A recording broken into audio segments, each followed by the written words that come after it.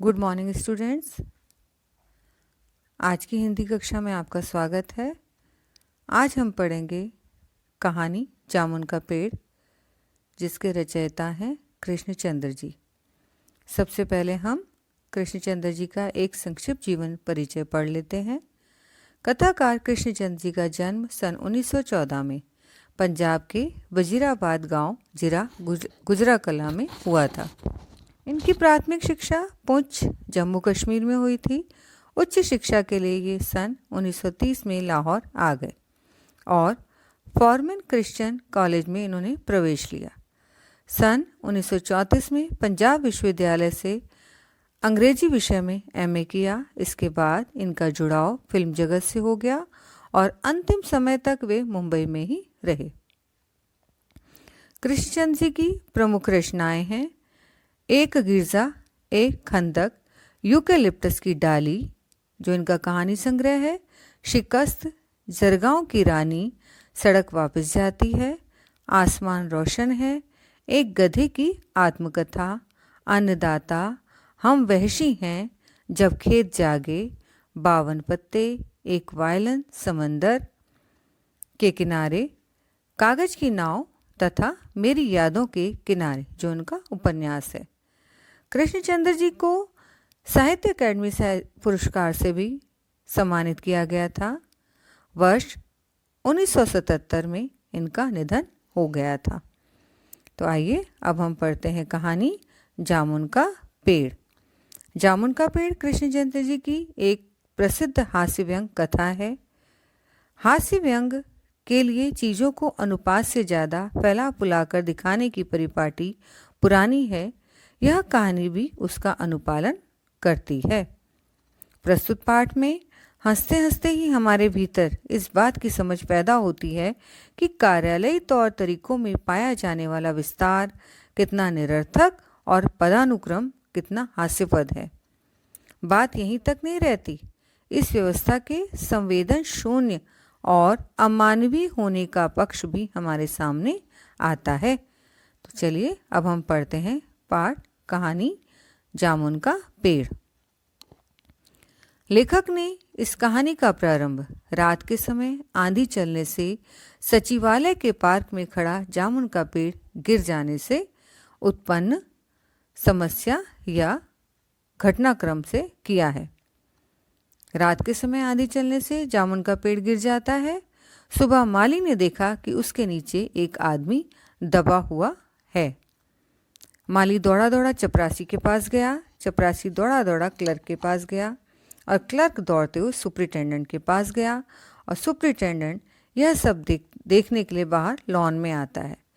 मिनटों में उस गिरे हुए आदमी के चारों तरफ भीड़ इकट्ठी हो जाती है। कोई क्लर्क जामुन के पेड़ की बढ़ाई करता है कि कितना अच्छा फलदार और रसीला जामुन इसमें होता था और ये कहते हैं कि हम तो जामुन जब होते हैं उस मौसम में भर भर के जामुन लेके जाते थे और हमारे बच्चे खाते थे। अब हुआ क्या, लेकिन वह आदमी जो है पेड़ के नीचे दबे हुए कराहता रहता है। तभी माली ने आदमी से पूछा कि वह जीवित है, तो आदमी कराते हुए बोलता है कि हाँ, मैं जिंदा हूँ। माली ने पेड़ हटाने का सुझाव दिया, परंतु सुपरिटेंडेंट ने अपने ऊपर के अधिकारी से पूछने की बात कही और इस तरह बात deputy secretary, joint secretary, chief secretary से होते हुए मिनिस्टर तक पहुंची। मंत्री ने चीफ सेक्रेटरी से कुछ कहा और उसी क्रम में बात नीचे तक पहुंची और फाइल चलती रही। इसी बात में आधा दिन बीत गया। अब यहाँ पर लेखक ने सरकारी विभागों के निराशाजनक व्यवहार के बारे में बताते हुए कहा कि दोपहर तक पेड़ के चारों ओर भारी भीड़ एकत्रित हो गई। कुछ मनचले क्लर्क सरकारी अनुमति के बिना पेड़ हटाना चाहते थे, लेकिन उसी समय सुपरिटेंडेंट फाइल लेकर भागा भागा आया और कहा, हम लोग व्यापार विभाग से संबंधित हैं और मैं इस फाइल को अर्जेंट मार्क करके कृषि विभाग को भेज रहा हूँ। यह काम कृषि विभाग का है। दूसरे दिन कृषि विभाग पेड़ हटाने की जिम्मेवारी जो है उन्होंने एक दूसरे के ऊपर झाड़ते हुए क्या करा, कृषि विभाग ने फिर से व्यापार विभाग को ये जिम्मेवारी दे दी और अपना पल्ला झाड़ लिया। व्यापार विभाग ने पुनः कृषि विभाग पर जिम्मेवारी डाल दी और दूसरे दिन भी इस तरह फाइल इधर से उधर चलती रही।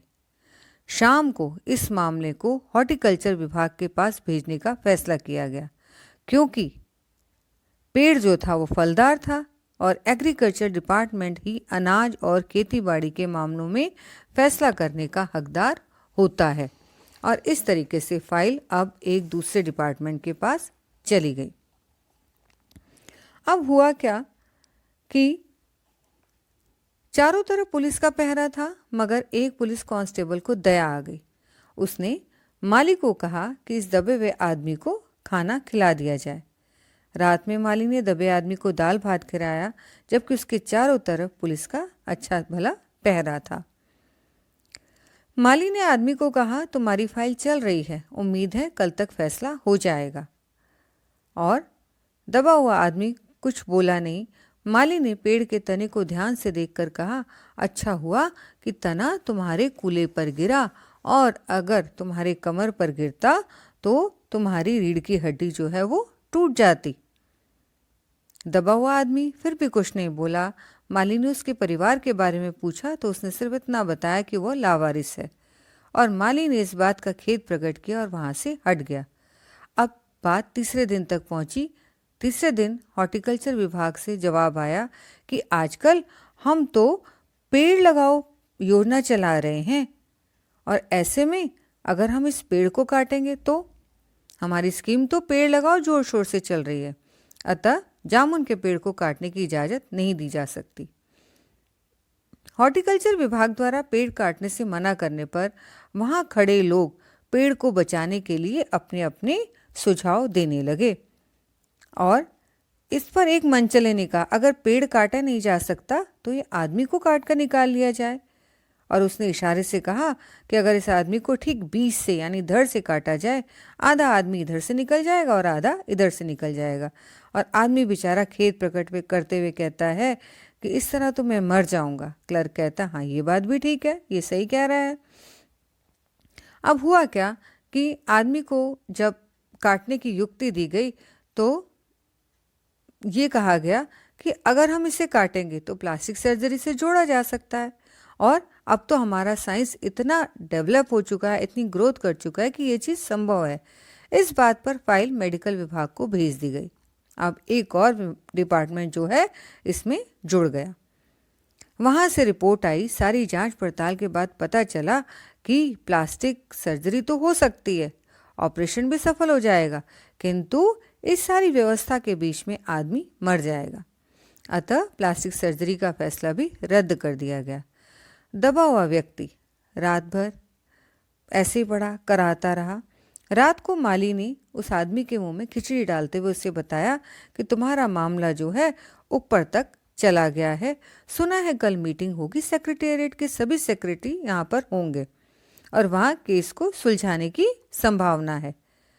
विभागों की लेट लतीफ़ी को देखते हुए दबा हुआ आदमी, जिसके मुंह से एक शेर निकल जाता है और एक आह भर के धीरे से बोलता है, ये तो माना कि तगाफुल ना करोगे, लेकिन खाक हो जाएंगे हम तुमको खबर होने तक। माली ने अचंभे से अपने मुंह में उंगली दबा ली और चिकित भाव से बोला, क्या तुम शायर हो? दबे हुए आदमी ने धीरे से गर्दन हिला दी। दूसरे दिन माली ने चपरासी को बताया और चपरासी ने क्लर्क को, क्लर्क ने हेड क्लर्क को। थोड़ी देर में सेक्रेटरीट में यह अफवाह फैल गई कि दबा हुआ आदमी तो एक बहुत बड़ा शायर है, और देखते ही देखते भीड़ उमड़ पड़ी। अब हुआ क्या, वहाँ भीड़ इकट्ठी हो गई, चर्चा पूरे शहर में फैल गई। वहाँ तरह तरह के कवि और शायर एकत्रित हो गए और सभी अपनी अपनी रचनाएं सुनाने लगे। एक दूसरे को सुनाते थे, कोई कुछ बात करता था। कई क्लर्क उस आदमी को अपनी कविता पर आलोचना करने के लिए भी मजबूर करने लगे। अब हुआ क्या कि जब सब कमेटी को यह पता चला कि उसने यह मामला कल्चर डिपार्टमेंट को सौंप दिया कि भाई ये तो जो है शायर है, तो मामला तो कल्चरल होता है, उसने उधर पे एक और डिपार्टमेंट ऐड हो गया। साहित्य अकादमी के सचिव के पास फाइल पहुंची और सचिव उसी समय उस आदमी का इंटरव्यू लेने पहुंच गया। दबे हुए आदमी को बताया कि आपका जो है कल्चर डिपार्टमेंट को पास आपका ये केस आ चुका है। तो जब वो इंटरव्यू लेने लगा तो उसने कहा, तुम कवि हो? दबे हुए आदमी ने कहा, जी हाँ। किस उपनाम से शोभित हो? उसने कहा, ओस।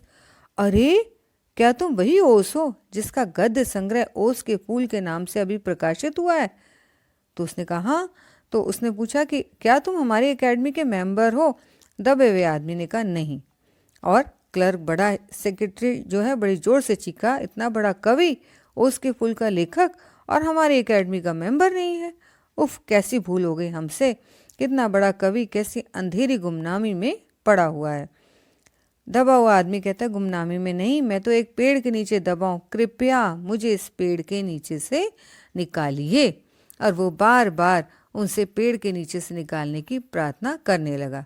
सचिव उसे वहां आश्वासन देकर चला गया। अगले दिन सचिव ने उसे साहित्य अकादमी का सदस्य चुने जाने की बधाई दी। आदमी ने कहा कि उसे पेड़ के नीचे से तो निकाल दीजिए, उसने प्रार्थना की। लेकिन सचिव ने इस बात के लिए अपनी असमर्थता जता दी और वो कहने लगा कि हम तुम्हें पेड़ के नीचे से तो नहीं निकाल सकते, लेकिन तुम्हारी पत्नी को वजीफा वगैरह दे सकते हैं। उनके विभाग का संबंध सिर्फ कल्चर से है। पेड़ काटने का काम तो आरी कुलाड़ी से होगा, इसलिए हमने वन विभाग को ये सब लिख दिया है।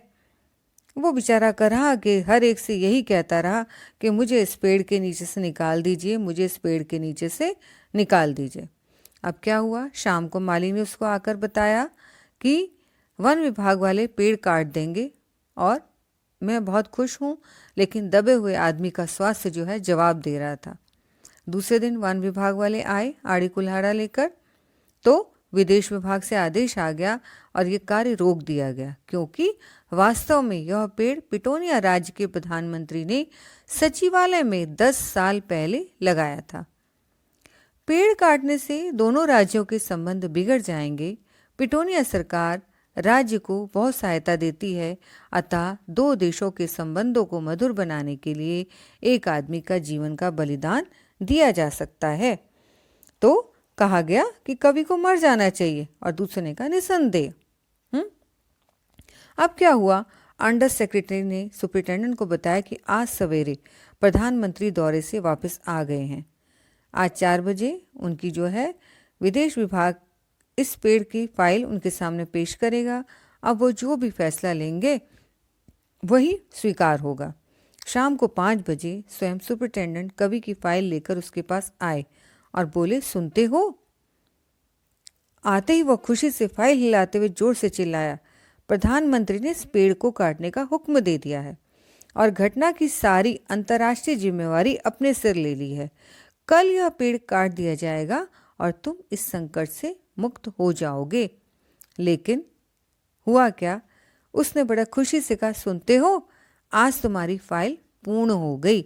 लेकिन सच में उस दबे व्यक्ति की फाइल भी पूर्ण हो चुकी थी, क्योंकि उसकी आंखें, हाथ ठंडा था, आंखें की पुतलियां निर्जीव थी, चींटियों की एक लंबी कतार उसके मुंह से जा रही थी और उसके जीवन की फाइल भी अब पूर्ण हो चुकी थी। प्रस्तुत कहानी में लेखक ने सरकारी विभाग की जो ढील ढाल वाली पद्धति होती है या अपने ऊपर से कोई भी मसला, कोई भी फैसला ना लेने की जो उनकी एक व्यवस्था होती है, उस पर एक करारा व्यंग किया है कि सरकारी विभाग आपस में एक दूसरे पर काम टालते रहते हैं तथा आपसी नोकझोंक में ही फंसे रहते हैं। व्यापार विभाग का सुपरिटेंडेंट चाहता तो पहले दिन ही जामुन का पेड़ हटवा सकता था और दबे हुए व्यक्ति को बचा सकता था, परंतु उसने कृषि विभाग का काम बताकर आगे से मामला टाल दिया और धीरे धीरे कृषि विभाग, व्यापार विभाग, horticulture department, culture department, forest, विदेश, सब जगह फाइल घूमती रही और सब जगह फाइल घूमने के बाद अंततः स्वयं प्रधानमंत्री जी को निर्णय लेना पड़ा। लेकिन तब तक बहुत देर हो चुकी थी। पेड़ हटाने का उद्देश्य समाप्त हो चुका था, क्योंकि पेड़ के नीचे दबा हुआ आदमी जो है जिंदा ही नहीं था, उसकी मृत्यु हो चुकी थी। जबकि पहले दिन सरकारी मामलों में ना उलझकर उस व्यक्ति को आसानी से बचाया जा सकता है। इस तरीके से सरकारी कार्य करने की पद्धति पर लेखक ने एक करारा व्यंग किया है, जबकि ऐसा कभी भी नहीं होना चाहिए और सरकारी विभाग अपने आप में ना उलझकर जिस व्यक्ति को जहां पर मदद की ज़रूरत है यथासंभव उसकी मदद करें। उम्मीद है आपको ये कहानी पसंद समझ में आ गई होगी। अगली कक्षा में हम एक नया पाठ लेकर फिर से उपस्थित होंगे। धन्यवाद।